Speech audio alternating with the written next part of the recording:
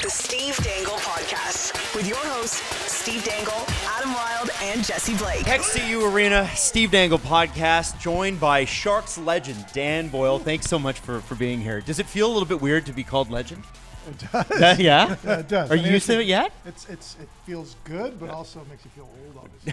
So a little bit of positive, negative. Yeah. So listen, we're so appreciative of you being here.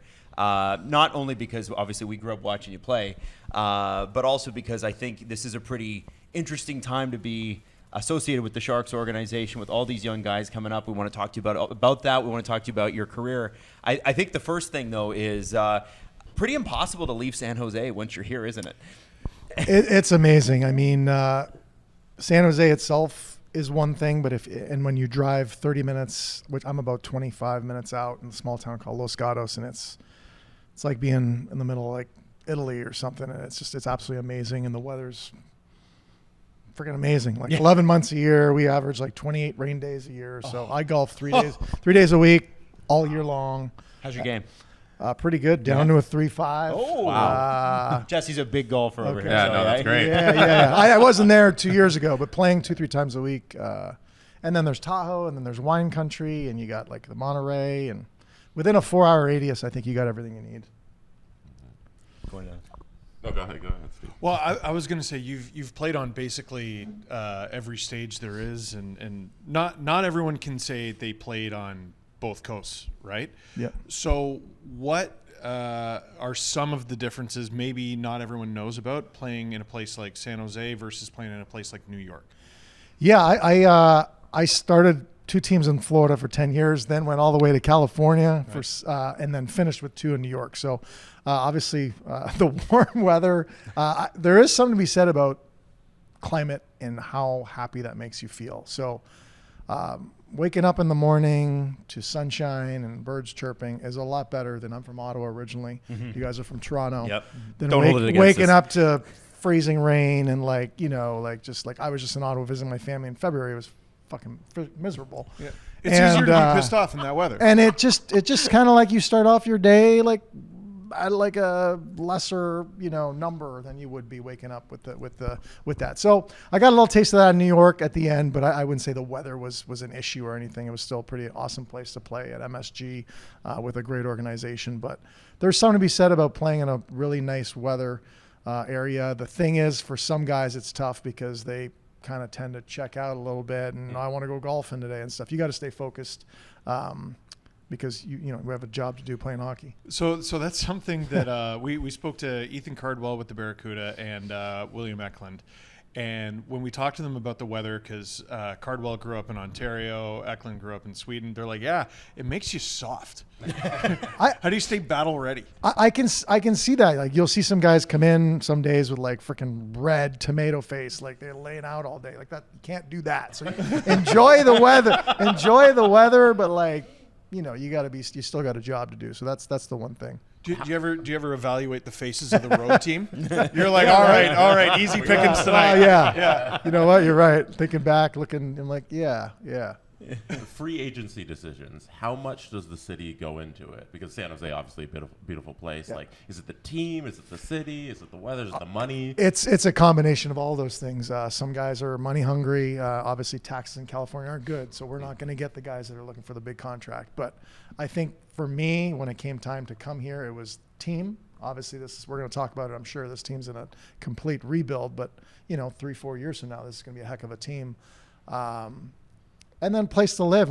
Depends if you're single, you're raising a family, you're looking at schools, you're looking at weather, you're looking at all sorts of different things. So it's a combination of all those things. But I think for me as an athlete and player, a winning team was probably at the top of my list. I'm trying to remember because I just remember you being on really, really good teams. Were you ever really part of a rebuild? So my first 4 years with the Florida Panthers, but I wasn't playing a ton, right. So it was a struggle to kind of get in the lineup. So I don't know if we could call ourselves a rebuild at that point, but it was probably the only 4 years where I don't think we made the playoffs in the 4 years that I was there. But the next 14 years, I made the playoffs every year, so I never had to deal with that. So your experience with that, might be actually more applicable to a lot of the guys in this team, right? Because you were the young guy, trying to establish yourself in the league. So what's that like? Well, I mean, I wasn't drafted, so my leash was shorter than short. I signed out of Miami, Ohio as a free agent only because Bill Davich, throwing out some names here, he was a golf instructor at Miami, Ohio, and a part-time scout for the Florida Panthers. And so that's the only reason I got an NHL contract. The other, at the time, 29 teams weren't going to sign me.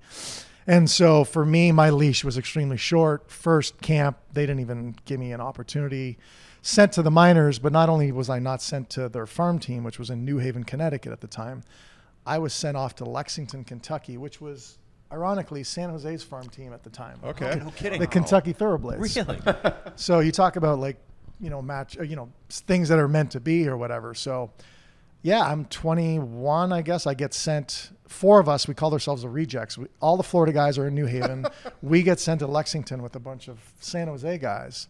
It ended up being a blessing in disguise. Lexington was great. I played for Roy Sumners, who's like a freaking legend in the AHL, and played half a season, then got called up, and I would say 18 years later, the rest is history. So it was, for me, my experience wasn't great because my leash was so short during camp at the NHL level, but eventually they just, I kind of did pretty well in the AHL. They just had to give me an opportunity, and I made the best of it. When you have this many young players all together at once, and those Florida teams would have been a mix, I think. But yeah, it was a little bit on the older end. They had we had Pavel Bure, Mullenby. There was some older guys. There wasn't a ton of young guys, maybe like 5 or 6. That's a crazy flex, by yeah, the way. by the way, yeah. Pavel Bure. Ole Okinen. Yeah, my first Ole was there. He was Roberto on the young Luongo? side. Yeah, Lou and I were buddies off the ice. Luongo, Mark Parrish. So I would say there was 6 to 7 younger guys, and then the rest were all pretty established older guys. But it was a team that was it was a struggle. Yeah, well, and so like with these guys, and obviously we're going to kind of come in and out of how your career can relate to this, because I think there's some parallels with those great Sharks teams of the early 2010s to the mid 2010s and beyond that you were a part of. And I think, when you're a young player and you're trying to break in, and, coaches can be, especially at the NHL level, pretty tough. Yeah. How do you even get a coach to look at you? How do you get their attention? Like, you're going into camp, you've got Pavel Bure. Yeah. Like, what do you do? I have a lot of stories. How long do we have? So again, As long as You're willing. I Sit here all afternoon. I went through 4 coaches in 4 years in Florida. It was a nightmare. And like I said, I wasn't getting any ice time. I was thrown in as a 7th defenseman. I was thrown in as a power play only player. So there were some games where I got a call, tap on the shoulder, middle of the second period. That was my first shift.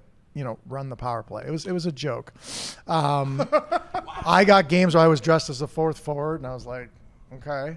So it was a rough go. I remember going to one of the coaches, asking for ice time. He said, grow 2 inches, gain 15, 20 pounds of muscle, and you can play for me. I'm like, I can't.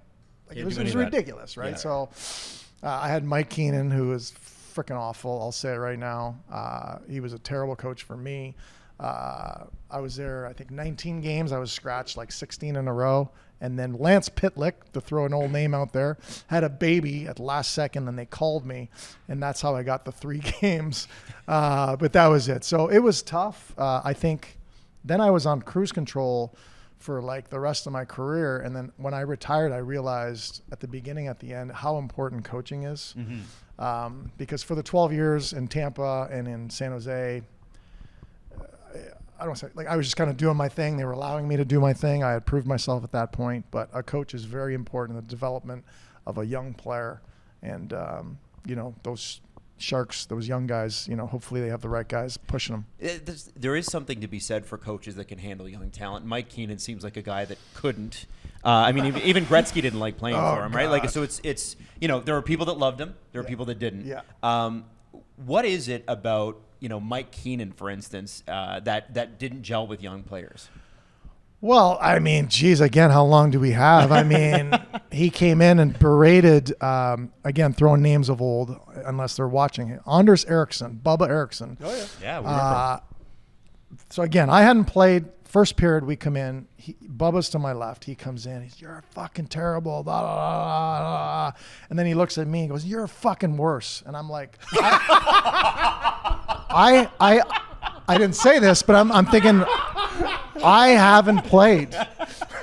Right?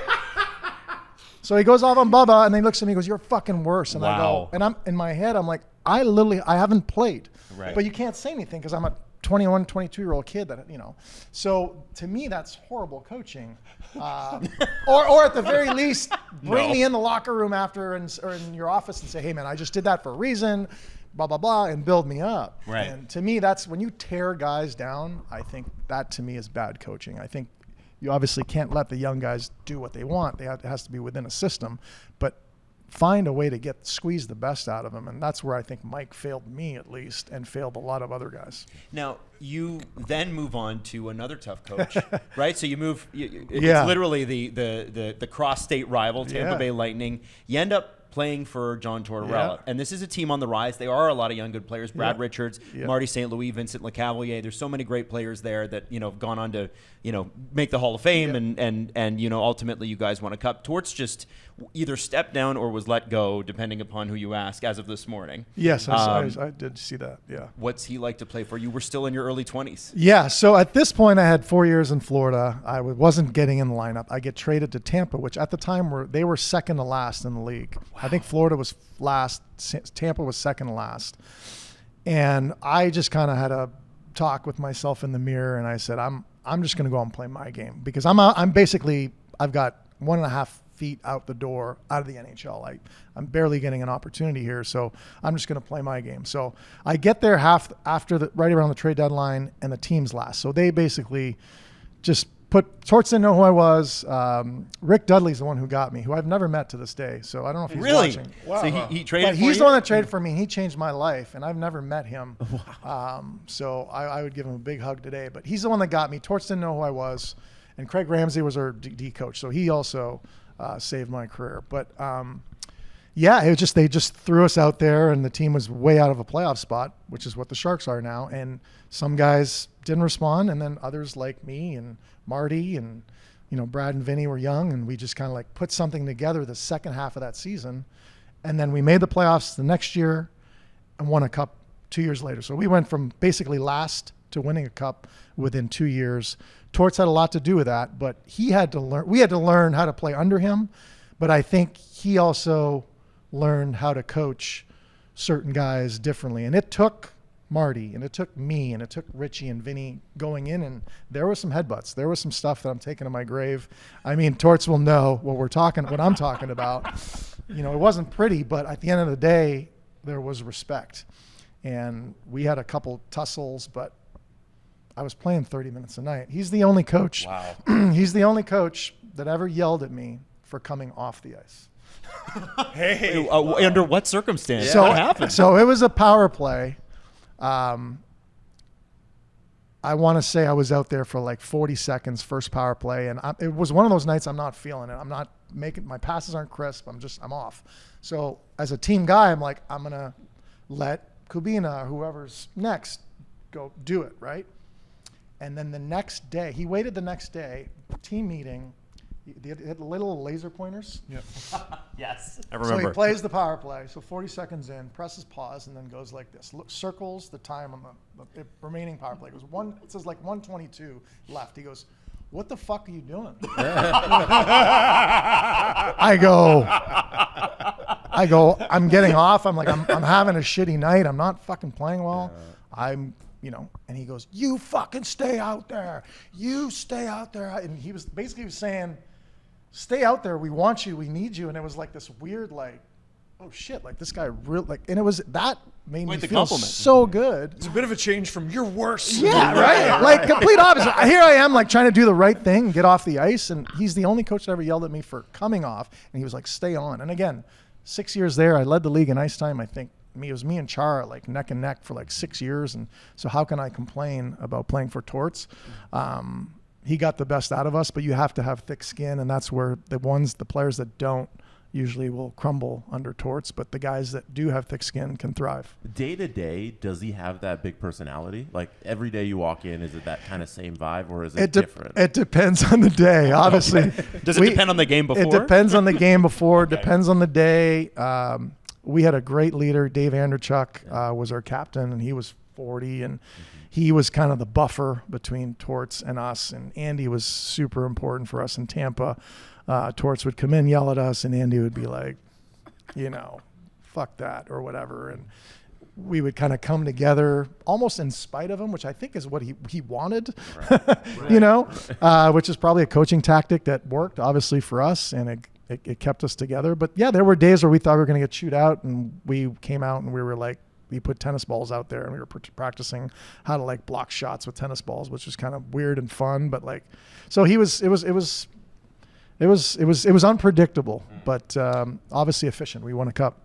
Well, you answered my question right before I was going to ask it. Like, does he have a tell, or did you just not know what was ever going to come? Yeah, I don't think he did, but I think the struggle is how long. I think you can do that. I think that's why what we've seen from Torts is when he usually shows up, it's effective early on, and then eventually sometimes some guys can tune out and it gets hard, and that's where I think I can't speak for Torts and what he's done the last 10 years. I haven't been in the locker room, but I know for us as it dragged on, it got a little harder on some guys. And so, but no, it was definitely unpredictable, but held guys accountable. And he was always the best coach for me to inspire. You show up to Phoenix back in the day or Chicago when they were bad and there was nobody in the crowd.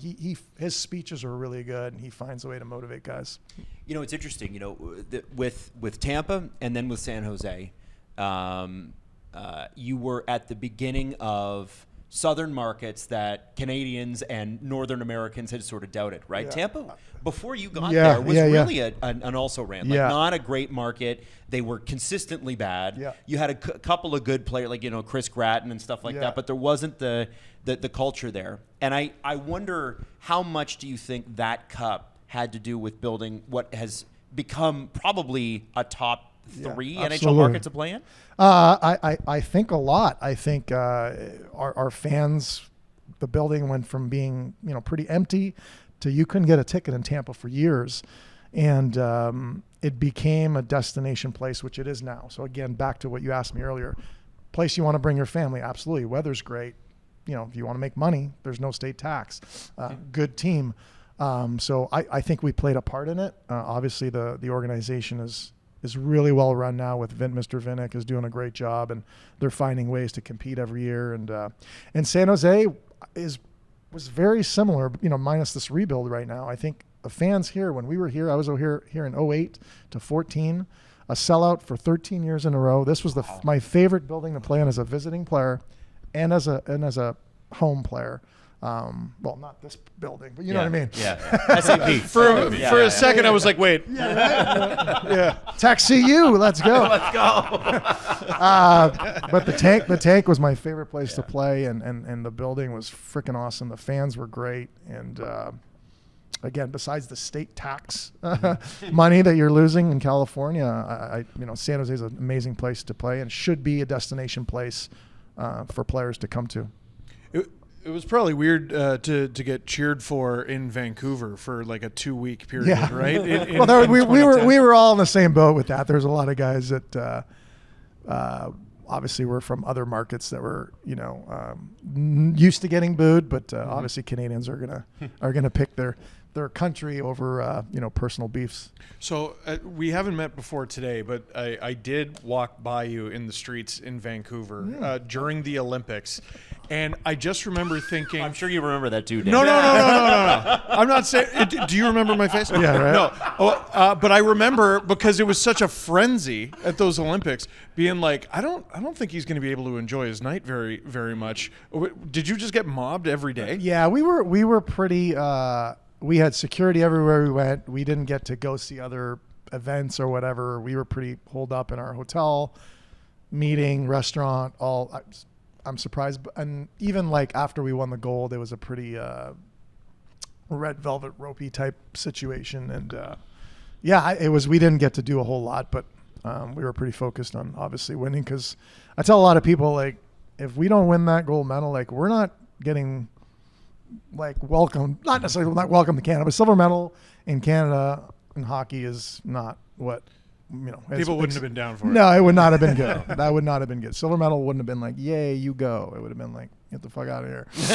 So, the very told story, I guess, is the gold medal. I want to know what it was like after that loss to the States in the round robin, because that was obviously a line in the sand. Yeah, I can't say specifically I remember anything that like jumps out at me. Obviously, you talk about gelling and stuff like that. I mean, you got guys that are playing 30 minutes on every team, and they're coming in, and some guys are playing fourth line.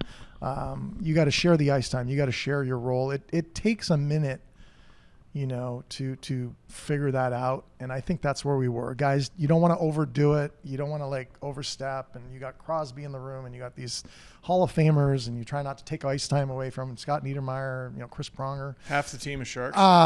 So it's like, yeah, right.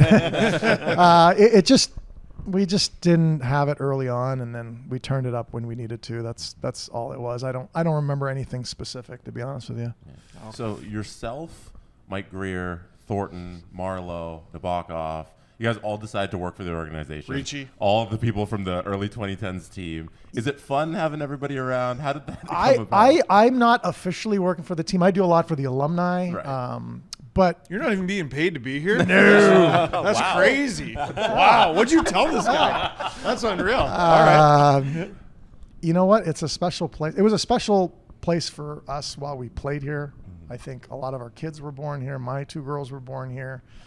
I don't know. It's just a special place, and I think that's why a lot of the guys come back, and that's why you see some of the guys working for the team. I personally don't, but I enjoy being attached to the team somehow. Is there a lot of reminiscing when you see them? Yeah, well, we just had the last thing we had, which was pretty big, which was Joe Thornton's retirement. So they flew in a bunch of guys. We played actually at now this actual arena.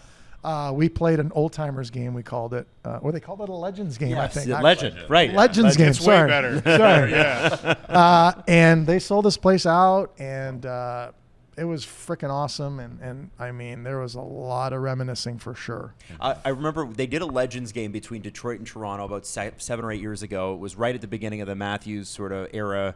And Chris Draper and Gary Roberts got into a fight. I do vaguely remember that. How competitive are these Legends I do. games? Well, those now you got two teams on opposite, right? So this was one organization. Okay, so you all like each other. One guy did get hit in the face with like 15 minutes to go, but it was a puck. But yeah, we this was one organization. But I can see if you put two different ones together, I could see some. Gets a little spicy. The juices start flowing. I could definitely eat.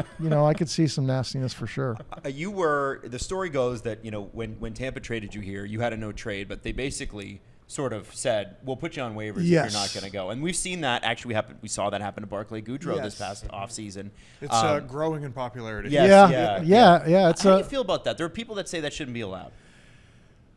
I guess legally it is allowed, but ethically I think it's kind of horse shit. I didn't know there was a difference between a no trade clause and a no move clause. But yeah, a no trade clause means we can't trade you, but we can put you on waivers. And that's what they did. They threatened to put me on waivers. And at the time, Atlanta was next in line, and I figured, and I mean, I guess, no offense to Atlanta people watching, but it wasn't a great team. It wasn't a great setup. It wasn't a great situation there. And I got scared. I mean, it was a game of chicken. I could have said, go ahead.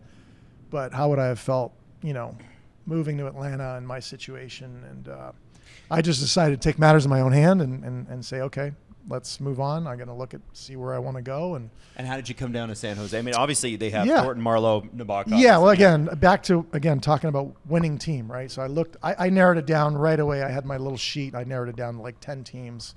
And then the last three were Philly, which I was a Flyers fan growing up. Yep. I'm from Ottawa, but I didn't want to play for Ottawa, so my whole family grew up as a Montreal Canadian fan. Obviously, the history of being a Montreal Canadian was so it was Montreal, Philadelphia, and then you look at weather, you look at team and opportunity to win, place to live. San Jose was it was 1, 2, 3, and obviously, I picked the right spot. We didn't win. We did everything but win, but it was an amazing 6 years here. What do you think being like that group of guys was pretty special, right? Yeah. It was a pretty special group, and like we're talking, I think young Joe Pavelski was in there too. Paz was, and, absolutely. You know, what do you hope when you talk to some of the young guys around here?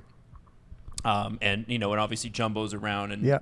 I think I saw Scott Hannon on the ice He the is, other day. Nabs was just down Yep. here training somebody. Like you've got all these guys who keep coming back. Mike Ricci was actually chirping us from down the hallway while we were doing a show. As he should, I'm sure. Yeah. What is it that you guys hope that you can impart to these young guys? Because like William Eklund seemed.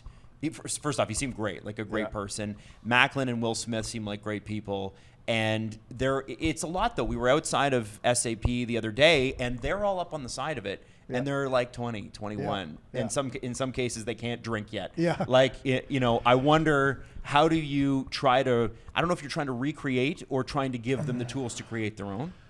I think both. I think they need to understand. Like some guys, listen, they haven't made the playoffs in 6 years. Some of these guys don't know what it's like to actually play here and get the full experience. Their experience hasn't been great.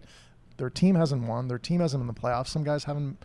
That's kind of a shitty feeling. So they haven't gotten to experience what it's like to play here in San Jose when the crowd is buzzing in the playoffs. There's no better time to play hockey here. So you want to try to let them know that, hey, this is it's right there for you, but you got to figure it out. But like you said, the faces of this team are not the Pavel Bure's or Dave Andrechuk's or, you know, the older guys that have been around. We're leaning on 20-year-olds, 19-year-olds, 18-year-olds to take it to the next level. And, you know, they're going to have a big summer here, try to, you know, manage some free agency and try to get in some There's guys. big money available. There's a lot of money available. You've got your core young guys, but it's time to take the next step here. We can't be missing the playoffs 6 years in a row and be okay with that. So I did an event in Tahoe for like this.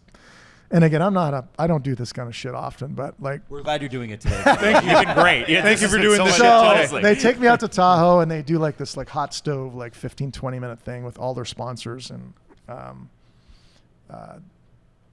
don't know. It's supposed to be kind of fun. And all of a sudden somebody asked me, what do you think about the team losing? And I just went like psycho, and like a switch went off, and I'm like going like this, and I'm like, well, you know, we got, and then like I talked to a couple of people after, like that was unbelievable, that was amazing, like I had goosebumps. I want to go out there and fight someone. I'm like, yeah, like that's what I want those players to feel. I want them to feel this like energy and the desire to fight, and not this like, here we go again, like we're losing and stuff. I want somebody to step up, not just the young guys, but the guys that have been here 2, 3, 4 years. Take that next step. Don't accept losing. And I think that's what we need. And instead of it being 3, 4 years away, maybe it's 2 years away. Right. Because I think at this pace right now, I think you could argue it's worth 3, 4 years away. But that'll be 10 years without the playoffs. Can we do what Tampa did when I got there, which is miss the playoffs and win the cup in 2 years? It can be done. Well, they need Dan Boyle to show up. Yeah, that's right. need Dan Boyle to run the power play. You got to find guys like Marty St. Louis and myself, guys that were undrafted. You got your first round picks. You got to find some gems in the rough. And, you know, then you got to get some of the older veteran guys that are going to show them how to do it. You're, like any NHL player we talk to, especially after the career is over, because when you're in the career talking to the media, you kind of have to be guarded, right? You have to be taking care of the team, and you're representing a brand, and we get that. It's always fun talking to guys post-career because they have, first off, you've got great stories. The second thing is you get to see the competitiveness come out. And I remember, and this is 2017 or 2018, boys, we were flown down with Air Canada. It was their like swan song for the Air Canada Center before it switched to Scotiabank. And we were on a plane with a whole bunch of fans. This was 2018. Yeah, and we went to Boston.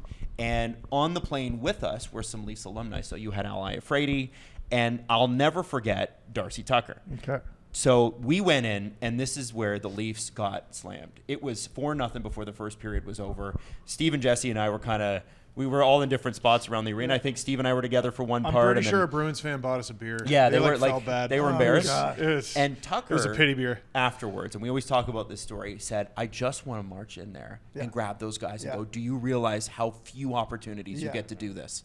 And so I guess it's a two-part question. Number one, is it frustrating for you watching young guys because of that? Number two, how competitive are you in things outside of hockey? Oh, God. Well, I will start with two. It really is. I mean, I didn't. Again, I had to fight to make it to the NHL. I battled my ass off just to get an opportunity. And sometimes I look at these guys and I'm like, they're getting called up and they're getting opportunity after opportunity. And they're not taking advantage of that opportunity. And I don't know if it's like how they're, something interior on the inside and they just don't have that desire, but it is definitely frustrating. And then you got guys that are working their ass off and you feel bad for them because they can't get into the playoffs or to the next level. So I do get frustrated watching. It's been pretty tough. I do see some hope. I do see some light glimmers at the end of it, some glimmers of light at the end of the tunnel. But it's been tough. And yeah, and anyone that knows me that's watching or like there's a lot of us that consider ourselves competitive, but I would put myself at the top. My golf buddies will attest to this. I'm a mean motherfucker, man.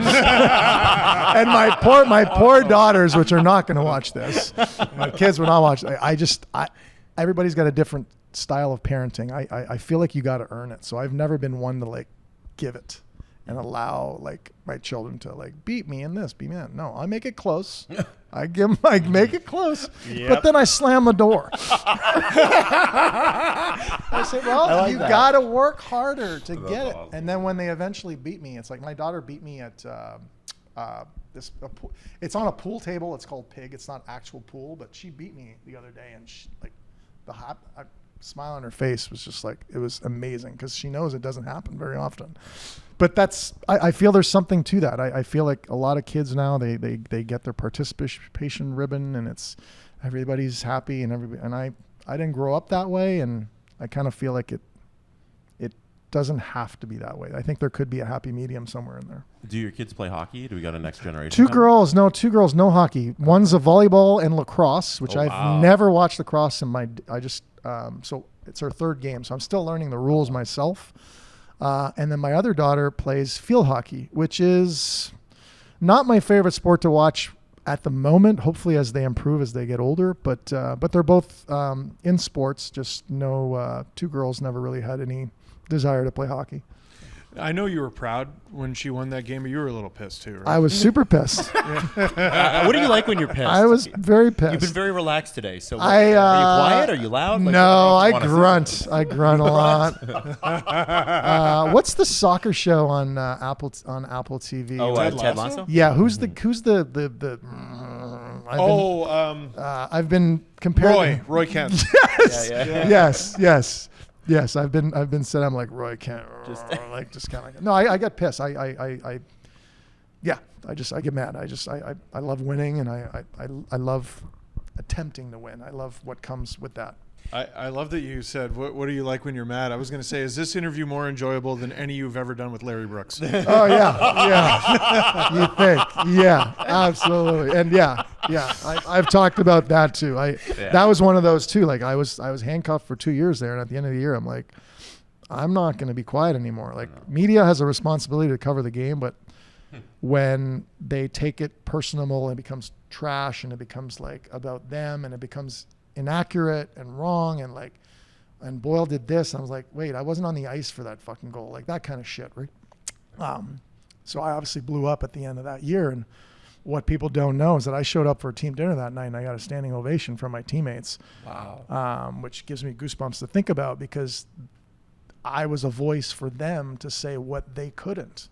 And I felt like shit for a couple hours after I said that, but that night, everything went away because I knew I did the right thing. And, those guys to this day are like, that was fucking incredible. Yeah, Torts had a few run-ins with him too. Yeah, he did. Torts and I talked about that too. And he was okay with that too. And I got texts from players that I didn't know, numbers that I was getting saying, thank you for saying what I didn't have the balls to say. Yeah. Wow. So with that, you spend your whole career in San Jose, Tampa, and Florida. Yeah.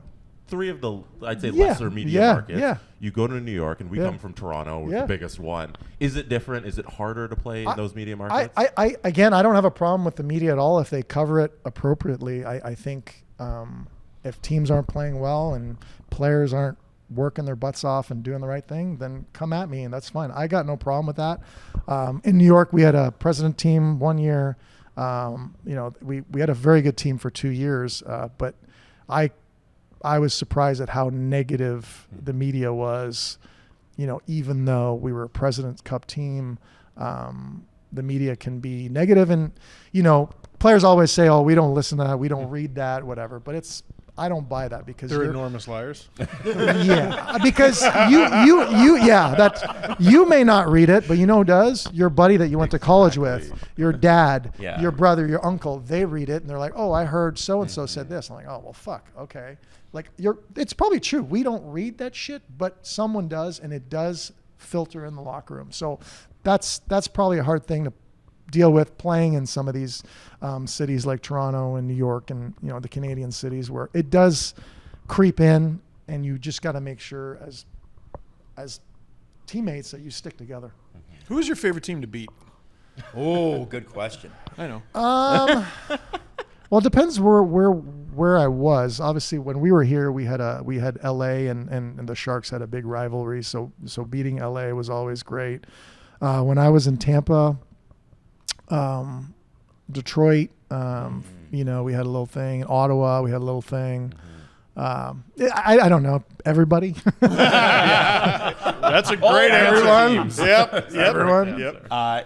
So is there a highlight that you remember, your favorite moment as a Shark, where you're like, that is the one, like if I'm gonna put a picture of myself up on my wall, that's the moment I want to capture? Well, this is a weird question, and I may be skipping ahead to another question. But so I have a famous own goal in Colorado in the playoffs where a lot of people think it went directly in, but it was banked off someone's shin pad and goes in. It's a backhand that if I tried, honest to God, 1,000 times, and although Nabby's a shitty goalie, but What if we can hear that? chirp. That's a chirp. That's a was out chirp. there a minute ago. That's a chirp. That's a chirp. That's a chirp. No, but Nabby saves that. I would have to try 10,000 of those, and I think Nabby stops 9,999 of them. So it goes in. We lose a playoff game, own goal, which is freaking nightmare. Media comes in after. They're like, our media guys are like, "Hey, you want to just go shower?" And I said, "No, let's fucking go." Like I was like, "Let's deal with it," and I just handle the questions. I'm like, "Hey, I fucking scored my own goal. It sucks, but like it is what it is. We got to move on." Blah blah blah. So the next in hockey, you don't play back to back. It's not like baseball where I wish there was. Like I had 48 hours, and it was a tough 48 hours. And I was the type of guy where like I have these movies in my head of like shifts or things that I did poorly, and they just keep playing and playing and playing. And I would just keep seeing it for 48 hours. So it was a rough 48 hours. But what I am most proud of, to answer your question, is how I fought back from that adversity. The next game was probably my best of the playoffs. I had the first goal in the first period. I played lights out. We come back, we win the series. So that kind of moment, going from the low of low to rallying, staying strong, and coming back, showing my team what I was made of, I would say that kind of picture, if you will, would probably be something that I would hang over my fireplace or something. Okay. Now, a couple of things. First thing is Rem Pitlick plays for the Barracuda. That's your former teammate's kid. Lance, yeah. Lance's kid. Yeah. How does that feel, seeing that? Yeah, he's not the only one. I mean, there's a ton of guys now where their kids are playing. Eklund, right? Eklund. Eklund, So right. hey, how old are you? Yeah, well, Yeah. You're old, Yeah. right? I wanted to get into that because you played with yeah. Eklund's dad. Yeah, Sure. so lockout year 2004, my old buddy Marcus Nielsen says, "Come out to Sweden with me." Again, it wasn't a money grab. It was just me. I want to experience something else, and I play for a team called Djurgården, and Eklund's dad was my teammate, and I think he might have been like 10 or 11 because I think there was a picture. I don't know. There's a picture of me and him, and he might have been 8 or 9. I don't know. But yeah, no, there's a lot of guys now as I get older and older that, there's the kids that Claude Lemieux, who was here, like his son was, God, I don't know how young he was when Claude was here. And now I don't know if he's where he's playing now, but yeah, there's a bunch of those guys now. And just, it's like, shit. What was hockey in Sweden like? The hockey was great. It was totally different. We played in this arena called the Globen, which was looked like Epcot Center, a big ball. Mm-hmm. It had like a little soccer atmosphere where the crowd chants during the game. That's cool. Which was very, very weird and fun. The ice surface was bigger, and I can tell you right now that bigger ice surface doesn't make a better game. There was a lot of room out there, shooting the puck from the blue line. Everything was further. It wasn't a better product, a better game, so I didn't like that. But it was humbling for a lot of us coming from the NHL, flying private, eating private, nice meals to Private chef. Yeah. my first trip. We took a double-decker bus. We got to the pregame meal, and it was like Swedish, like fish. It's got a name, and there was something like called like spam and cheese, and I was like, on like bread, right? And I'm all like, the fuck is going on here? Oh, you know what? There were nachos with that like that. That's what I ended up eating. Nachos with that like warm cheese that you get at like games. Yeah. Queso? Yeah. So I ate that. That was my first pregame meal. And so after a couple of weeks of that, you're like, okay. We had it. I mean, I knew we had it pretty good in the NHL, but it was definitely humbling. So at that point, you're just totally focused on where you are and enjoying the moment for what it is. But you know very well how good you had it back home. Right. And I guess sort of the last thing here, unless you guys have something else, is motivational speaking in your future? Just in talking to you now, we've just met 45 minutes ago, but it sounds like from that speech that you must have gave, I wish that was on video. I would love to see that. I don't know if it was. But also just listening to you here, it's like there seems to be so much there where you could probably fire up a pretty quiet room. I don't know if like I always why would people want to hear from me? But when I do these types of things, people seem to respond well to it because I don't read off of a page. I don't prepare. Don't prepare, kids. I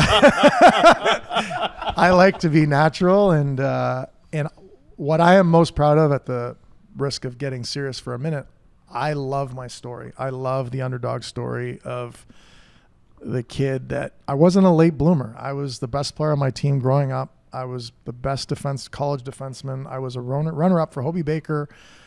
Like, I was one of the best college hockey players, and I never got drafted. And my story of sticking and believing in myself is real. I've dealt with a lot of coaches. I've dealt with a lot of people that told me I wasn't going to make it, wasn't big enough, wasn't this enough, and I was just like, really? And it really, I wish I could not impose, I don't think that's the right word, but like make people feel how I felt going through it, which is just basically sticking and believing yourself and I don't know. So again, I talk to little kids, I talk to, so that would have no swear words, but I love the message of just believing in yourself and finding a way through even the smallest crack. That sounded weird too. I like it. Yeah. You know what? It works. No. That's gonna be a click. Just you guys are just gonna That's take the title of the episode. Yeah, right. The smallest crack. Just find a little crack and just get right through there. There you go. Well, listen, All right. it has been a real pleasure. Thank you, You've been guys. so generous with your time, and I just hope you know how much we appreciate it. And I know the people watching this are going to be stunned with how great this is. So thank you very much. Thank you. Appreciate it. Thank you, guys. Thank you. The Steve Dangle Podcast. Follow the guys on Twitter at Steve_Dangle, at Adam WYLDE, and at Jesse Blake. Connection complete.